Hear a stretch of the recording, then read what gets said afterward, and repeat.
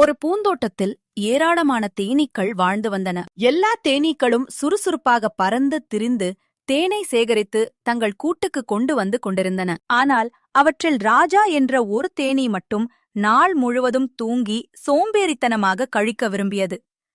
அதன் நண்பன் மலர் அதை எவ்வளவு சொல்லியும் ராஜா கேட்கவில்லை. ஹே ராஜா, இன்னும் எவ்வளவு நேரம் தூங்கப் போகிறாய்?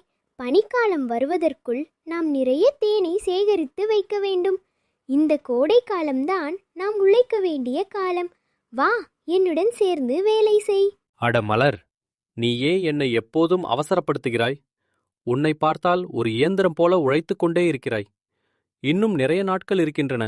நான் பிறகு பார்த்துக் கொள்கிறேன். இப்போது எனக்கு தூக்கம் வருகிறது. நீ போ, உன் வேலையை பார். மலர் அதன் பிறகு எதுவும் பேசவில்லை.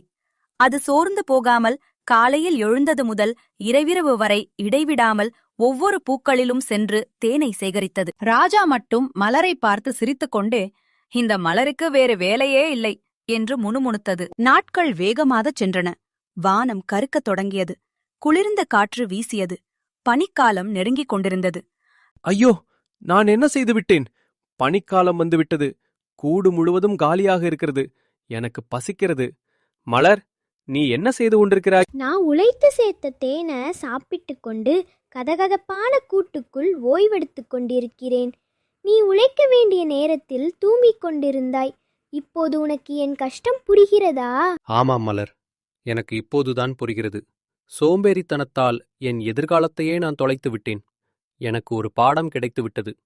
அடுத்த கோடை காலத்தில் உன்னை விட அதிகமாக உழைப்பேன். இப்போதைக்கு கொஞ்சம் தேன் கொடுத்து எனக்கு உதவுவாயா? சரி ராஜா, இதுதான் கடைசி முறையாக இருக்கட்டும்.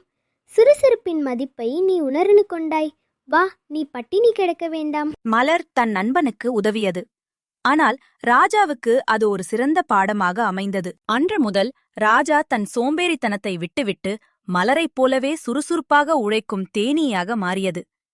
காலத்தை வீணடிப்பது எதிர்காலத்தை வீணடிப்பதற்கு சமம். சரியான நேரத்தில் கடினமாக உழைப்பதே நிலையான வாழ்வுக்கு வழி.